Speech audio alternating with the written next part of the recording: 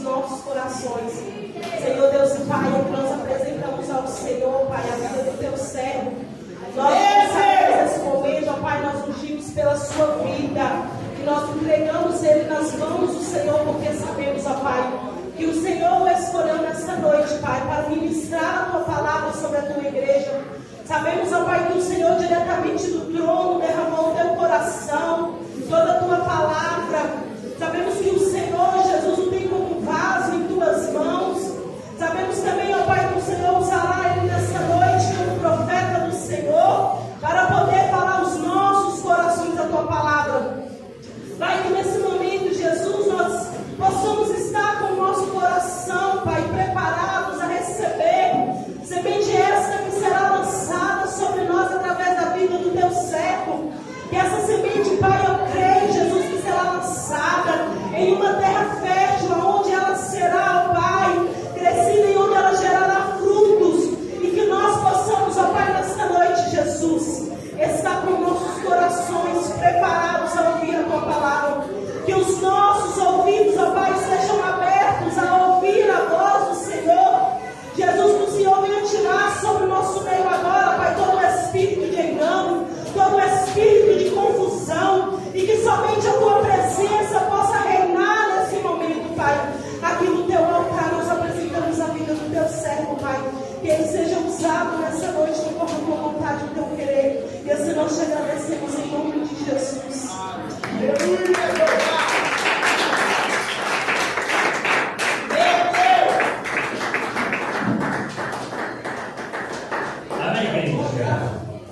A paz sobre a igreja. Amém? Quem está se sentindo abençoado aí? O louvor é para preparar o nosso coração para receber a palavra do nosso Deus. Glória a Deus! Amém? Alguém sabe o que tem sido em 1 Timóteo 4:9? Quem souber pode falar. 4:9, pode falar. Esta é uma palavra fiel e digna de toda aceitação. Aplauda a palavra do Senhor. Aleluia.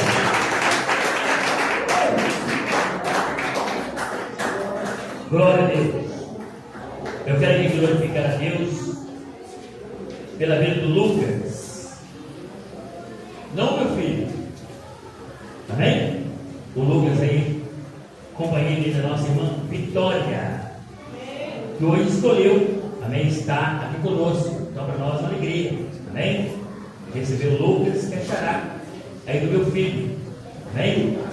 Deus possa abençoar ele, possa abençoar a Vitorinha, amém? Já congregou com nós aqui por uns tempos, e hoje o Espírito Santo colocou no coração dela de estar aqui conosco. Cadê o Samuca? Ah, o Samuca é daqui, ó. O Samuca também já congregou com nós aqui por uns tempos, aí deu uma fugida. Amém? E hoje o Espírito Santo colocou no coração dele também de vir cultuar a Deus junto conosco. Como é que vamos dizer para eles?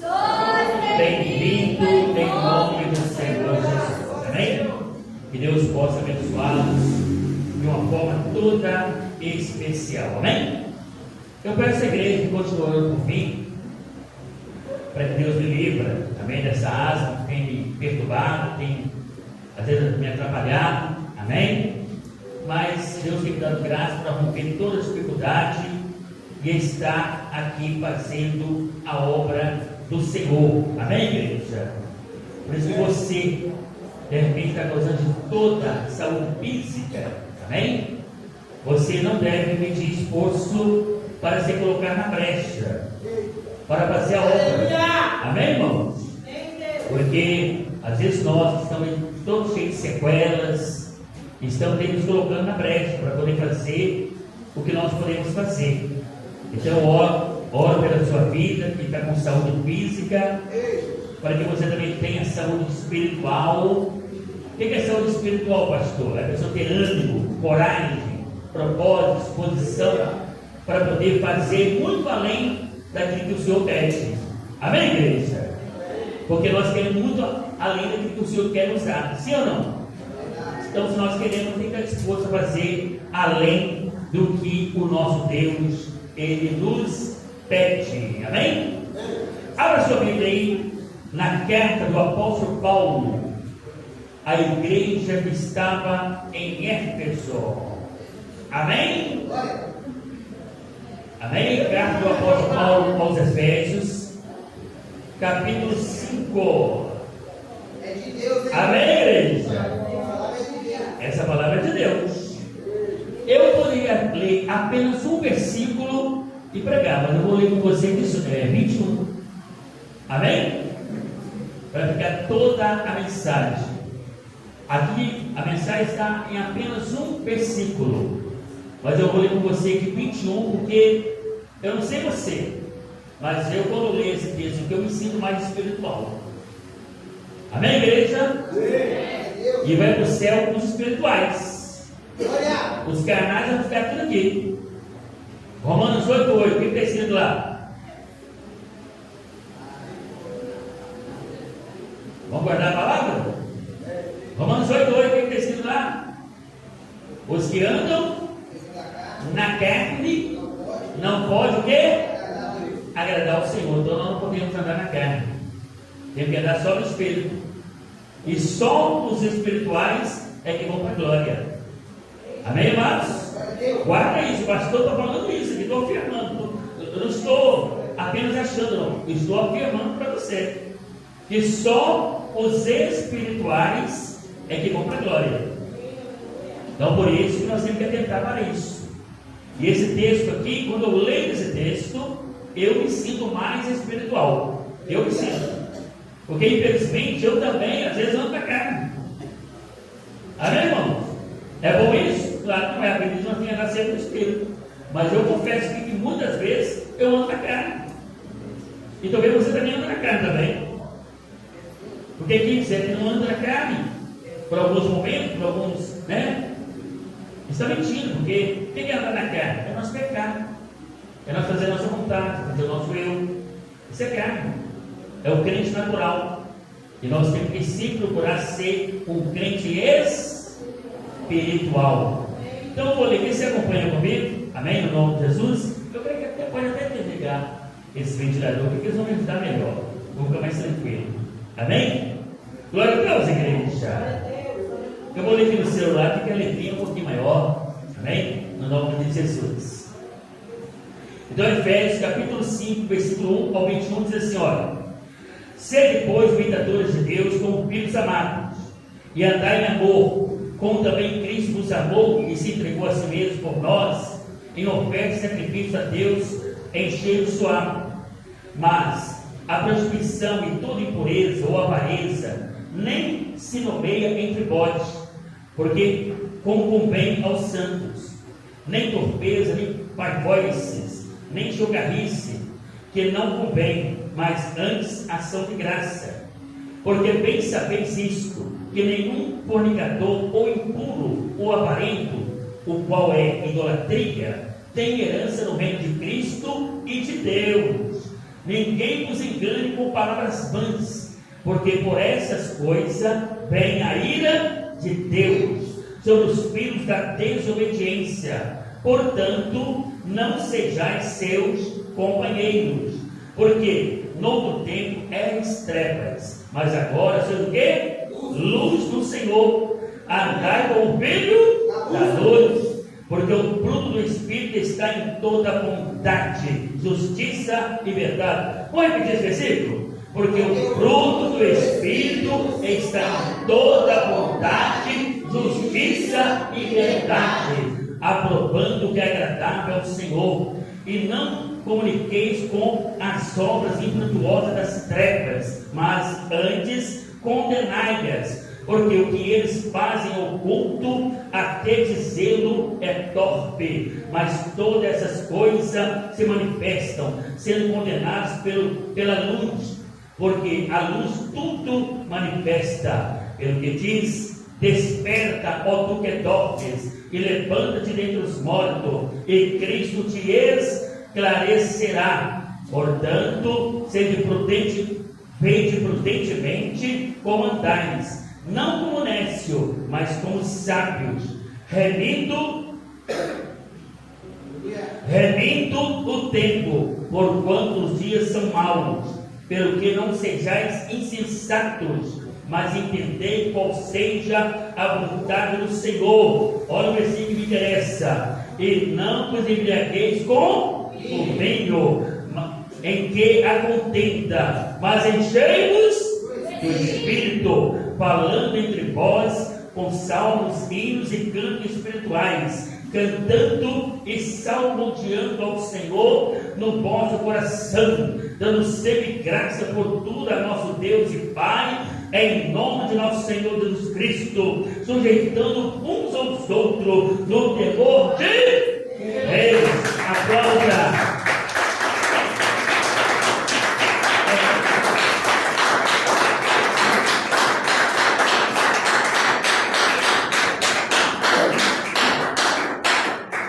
Aleluia. Amém, igreja?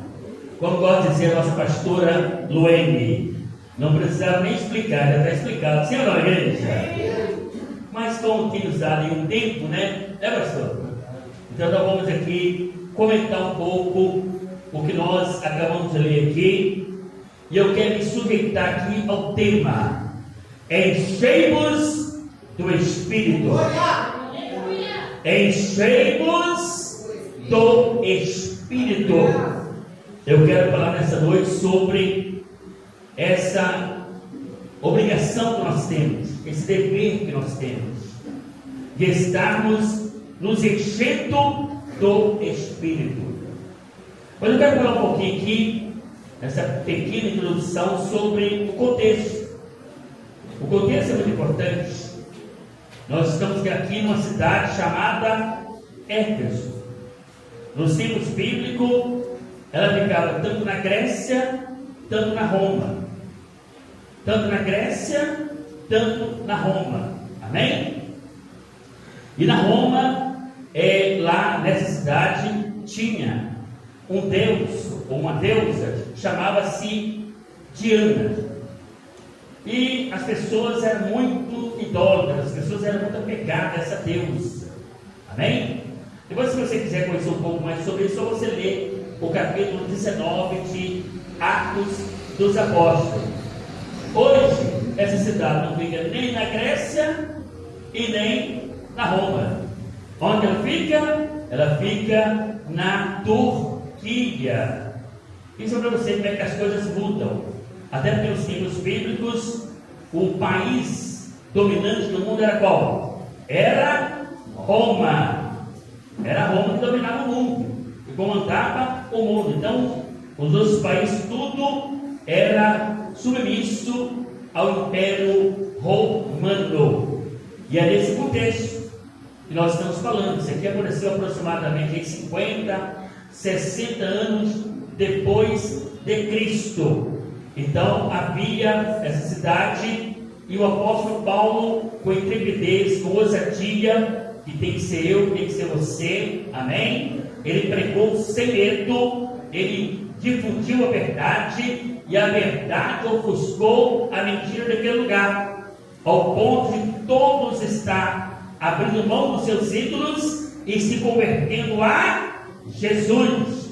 E eles então prenderam o apóstolo Paulo, bateram o apóstolo Paulo. Foi uma coisa terrível. Quando você ler lá o capítulo 19 de Atos, você vai ver o que aconteceu nessa cidade. Mas aquele povo, amém, eles se libertaram e ali nasceu a igreja do Senhor Jesus, amém? Essa cidade também, na época dos tempos bíblicos, para você ter uma ideia como essa cidade é importante, era a segunda cidade romana da época, amém? Existia Roma, capital, né? E existia aqui a cidade de Éfeso. Então, o apóstolo Paulo, cheio do Espírito Santo, pregou a verdade, e muitas daquelas pessoas que eram pegadas a esses ídolos, abandonaram seus ídolos e abraçaram a fé em Jesus. E é dessa cidade que eu quero falar nessa noite. É desses cristãos que eu quero falar nessa noite. Porque o apóstolo Paulo, ele estava ali não só para ganhar, mas estava ali para ganhar e também para consolidar. Também para consolidar. Ele estava ali trazendo a palavra, mostrando para eles o perigo que eles tinham, amém, de ser muitas vezes tragado por aquelas ideologias, aquelas religiosidade que aquele povo daquela cidade eles praticavam. Mas eu quero falar um pouquinho aqui sobre o versículo 18. Lá diz que nós não devemos nos embriagar com vinho, no qual há contenda, ou em uma tradução, no qual há devassidão, mas nós devemos nos encher do Espírito. Amém, igreja? O vinho que Jesus tomou, e quando voltou, ele, Jesus, transformou água em vinho, era sinônimo de alegria, prosperidade, sinônimo de alegria e prosperidade. Mas o vinho que é comercializado hoje no mundo é sinônimo de quê? Tristeza, angústia, depressão, suicídio, miséria e escravidão. Aqui nós estamos falando de vinho. Senhor, igreja, qual é mais forte, vinho ou vodka? Qual é mais forte, vinho ou vodka? Então, você fala das outras bebidas. Amém? Nós estamos falando aqui de vinho.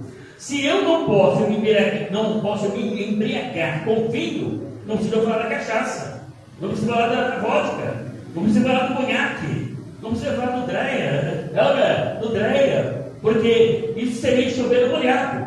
Então, o vinho representa o quê? A devassidão, o pecado, a escravidão, a miséria, a humilhação.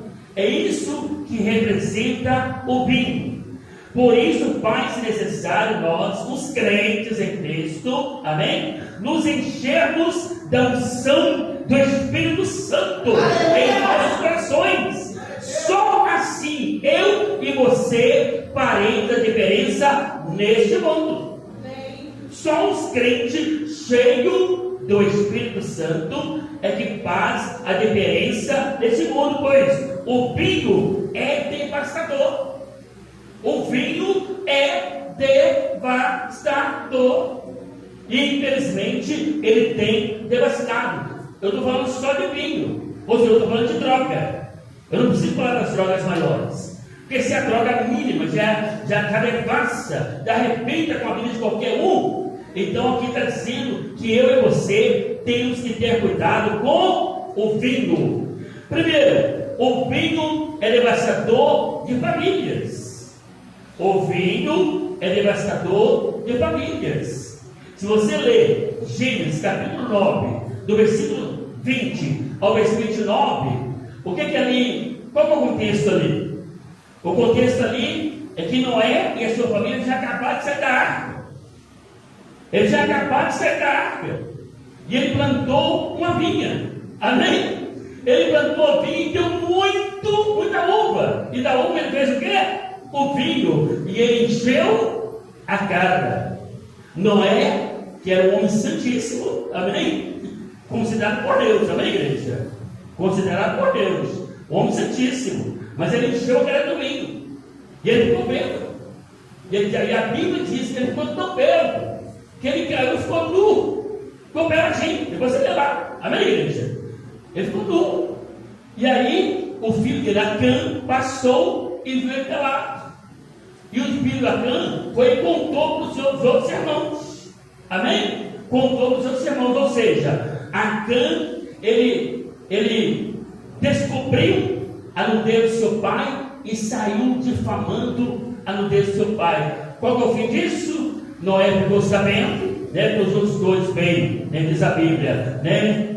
De costas e tudo, com um pano e cobriu a nudez do pai. Amém? E quando os irmãos dele falou para o pai dele encheu-se de ira e amaldiçoou seu filho.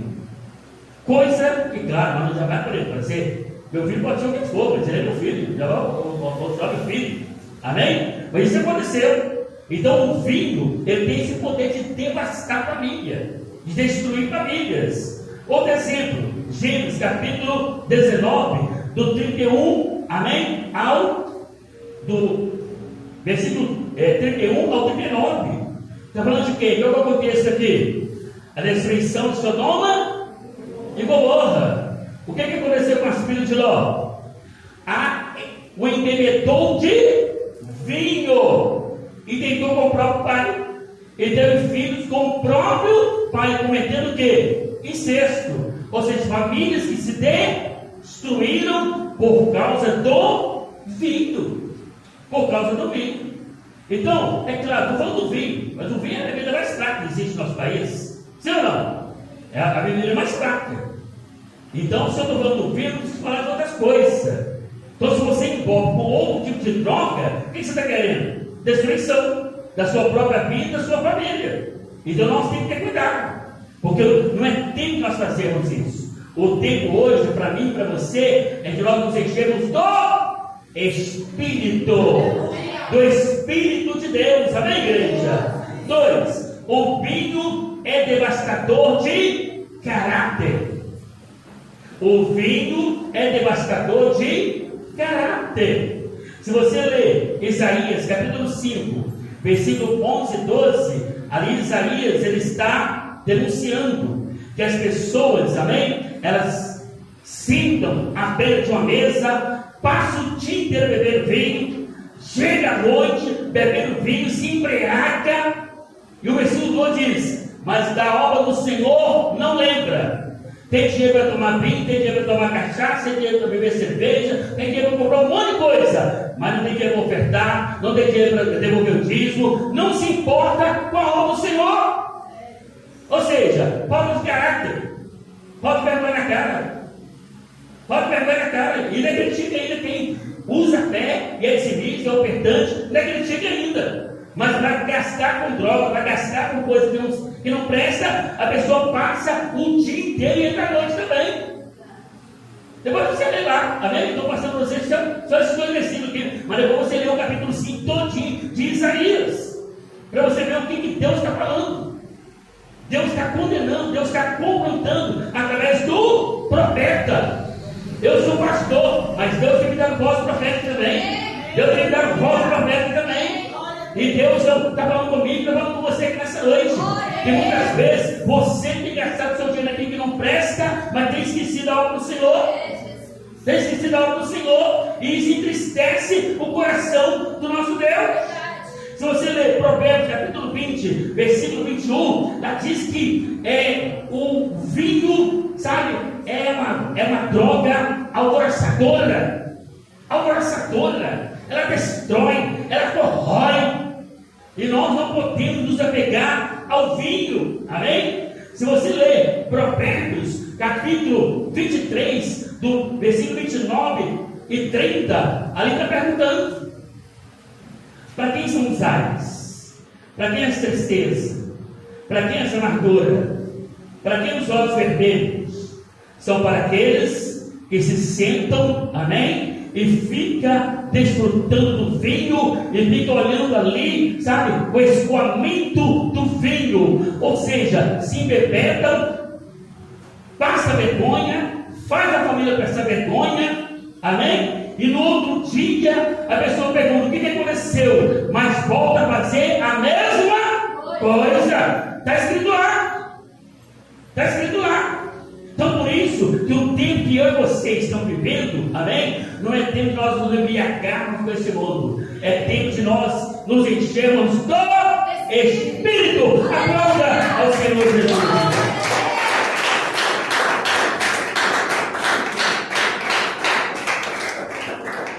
Terceiro, o vinho é devastador de carreiras. O vinho, claro, falando de vinho, né, irmão? Não fala de outras coisas, né? O vinho é devastador de carreiras. Você conhece muitas atrizes, muitos atores que estão sendo aí na nossa cara, eles estão sendo destruídos pelas drogas. Eu, por exemplo, eu posso falar para você aqui, porque eu sou um pouquinho mais antigo, né? Mas agora eu já faço 64, já faço 64, 6.4. Eu lembro, por exemplo, de Jorge Mendonça. Jorge Mendonça. Quem era Jorge Mendonça? Um craque. Jogador da Ponte Preta, camisa 10. Chegou na seleção brasileira. Era um camisa 10 incrível. Mas foi destruído pela bebida. Eu me lembro, por exemplo, da Copa de 82. Doutor Sócrates dava passo de calcanhar. Entendeu? Calcanhar. Entendeu? Calcanhar. Foi destruído pelo álcool. Olha o novo. Quem lembra de Garrincha? Quem lembra de Garrincha? Campeão de 58. Campeão do mundo, hein? Campeão de 58. Campeão em 62. Campeão em 70. Morreu na miséria. Quem ele era? Um alcoólatra. Era um alcoólatra. Destruiu a carreiras, né? E tantos outros aí que, né, se eu fosse aqui falar, eu ficaria tanto tempo. Por exemplo, tem um jogador, por exemplo, que há uns 10 anos atrás era conhecido como Imperador de Roma. Alguém lembra dele? Adriano. Teve que encurtar sua carreira, porque as drogas, a bebida, destruiu tudo. Por exemplo, hoje é convertido, é crente em Jesus hoje, ele. Amém? Mas estou falando de um dos melhores lateral direito. Amém? Do São Paulo. Eu não sei se ele ficou no Galo, parece que ele ficou no Galo também. Estou falando do lateral direito, Cicinho. Amém? Parou de jogar cedo por causa da bebida. Hoje está convertido, é crente, é um ótimo comentarista na Band, amém? Na Band. Ou seja, vai ter que parar cedo, porque a bebida destruiu ele. Agora, tirando um pouquinho do jogador, vamos lembrar de um outro personagem. Alguém lembra de Belsazar? Vocês conhecem Belsazar? Hã? Vocês tem que ler mais a Bíblia, né, irmãos? Amém? Eu estou falando do capítulo 5 de Daniel. Amém? A festa do rei Belsazar. O povo de Deus estava lá. Amém? Foi levado para lá. Eles destruíram o templo e levaram todos os utensílios do templo lá para a Babilônia. E aí, para poder querer humilhar o povo de Deus, para querer zombar de Deus, o que Belsazar fez? Chamou as suas concubinas, suas meretrizes, suas vagabundas, seus sem vergonha e todos mais sem vergonha que tinha lá, e começaram a beber e começaram a zombar, usando os utensílios de culto que adorava a Deus. O que aconteceu? De repente apareceu lá na parede o quê? Uma mãozinha lá, amém? Apareceu lá na parede, a mãozinha lá escrevendo. E diz que quando viu aquela mão escrevendo lá, as suas pernas começaram a tremer, seu joelho começou a bater. Ele chamou todos os seus astrónomos, todos os seus adivinhos, e ninguém pode sembrar nada. E aí alguém, sempre alguém, né? Alguém, aliás, na verdade não foi nem alguém, foi a própria concubina dele lá. Olha, eu me lembro de um. Eu falei, quem? Aqui tem um homem chamado Daniel. E o seu pai colocou o nome dele de Belsazar. Sabe? Aqui tem um Daniel. Amém, igreja? Aqui tem um Daniel. Ele vai falar para você o que significa. Sabe como escreveu ele? E Daniel então foi colocado na presença, amém, de Belsazar. E Daniel começou a pagar um sermão para ele. Falou assim: rapaz, você não lembra do seu pai, não, senhor? Você não lembra do seu pai, não? Nabucodonosor? Seu pai zombou de Deus, achou que era alguma coisa. Deus fez ele pastar durante 7 anos, rapaz. Seu pai pastou igual boi. Seu pai pastou igual boi. Você não aprendeu, não? Você não aprendeu? Você tem coragem de pegar um tecido de adoração a Deus e zombar de Deus? Eu vou te explicar o que está escrito aí, ó. Amém? Aí está escrito o seguinte: Mene é Tekel Farfim. Então quer dizer, pessoal, Mene quer dizer o seguinte: o seu reino acabou. O seu reino acabou. E essa noite você vai morrer. E o resto é que o seu reino vai ser entregue aos medos e aos persas. Quem destruiu a vida de Belsazar? O vinho. Porque o vinho é sinônimo, sabe, de luxúria, sabe, de loucura. É sinônimo de tudo isso. E esse rei, na mesma noite, ele foi morto, e na mesma noite foi colocado, amém, os medos persas para governar a Babilônia. Isso aconteceu. Isso acontece hoje. Por quê? Porque o Deus de lá é o Deus daqui. A Bíblia diz, Malaquias capítulo 3, versículo 6, que a causa de eu e você não sermos consumidos é porque as misericórdias do Senhor não têm fim. A misericórdia do Senhor, amém, não permite que nós nos consumamos. O vinho tem devastado inteligência de muita gente. O vinho tem devastado a inteligência de muita gente. Mas nesta noite eu dou uma receita para você. Amém? Eu dou uma receita para você. João 8:32. E conhecereis a verdade. E a verdade vos libertará. E se for um filho libertar, verdadeiramente sereis livres. Glória a Deus, igreja.